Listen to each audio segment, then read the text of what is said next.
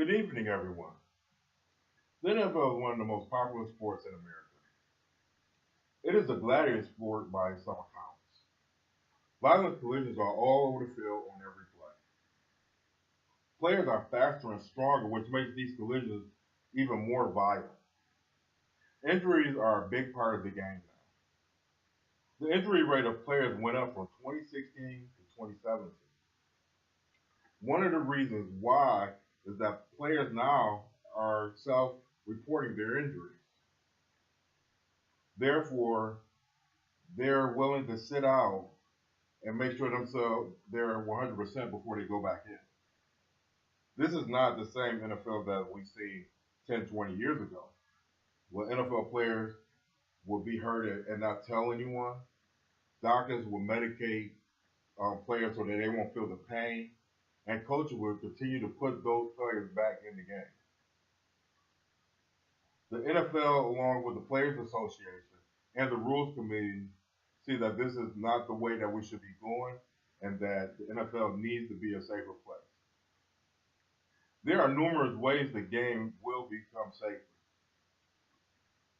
Those ways range from the quality of the equipment they use, the amount of staff that is focused on health and wellness of the athlete during the game, and multiple rule changes there have been. Let's start with the type of equipment that is used today.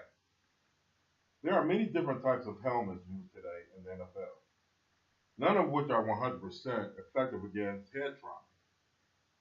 But the new Bicep 01 is ranked the safest by the NFL and the NFL Players Association, reported by Ahise Garcia. There are 4 layers to this helmet. The first is the outer layer, which compresses to absorb the blow, and then it rebounds it. Then there's a layer of polymer columns that move in different directions that also absorb the shock and reduces the force. The hard inner shell prevents skull injuries, and the last is a foam layer for the comfort. Cliff Averill said, "You don't feel the thuds as hard as they normally are." There are more staff on the sideline dedicated to immediate care of players if they are injured. There are at least 27 medical professionals on the sideline. They include league-appointed neurotrauma consultants and independent certified athlete trainers. The athletic trainers even have the ability to stop play or call a medical timeout. The most notable change has been the rule changes, though. Many look at it as it is softening up the NFL. Clinton Porter said that they're trying to protect so much in the game that you might as well turn it into flag football, in an article on the Washington Post website. Defensive players are prohibited from launching their head to deliver a blow. Many of the injuries occur when a player is at a vulnerable state or when he is not in a position to protect himself.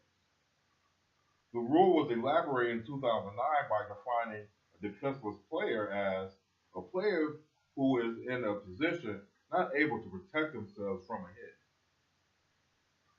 The defense also received some protections from the Rules Committee. The Rules Committee in 2009 also made it illegal to make a blindside block. This is a block in which a blocker is moving toward a defender from the back or the side and to deliver a blow with either their blocking with their helmet, their forearm, or shoulder, and it connects with the head or neck of the defender or the opponent. There have been many strides to make the game safer by technology-enhanced equipment, an aggressive medical staff, and rules that protect players. The NFL is a safer league than 10 to 20 years ago. It is not 100% safe, and people still play at their own risk. But thanks to the strides that they're making, it is a safer game, and this is a good start for the future.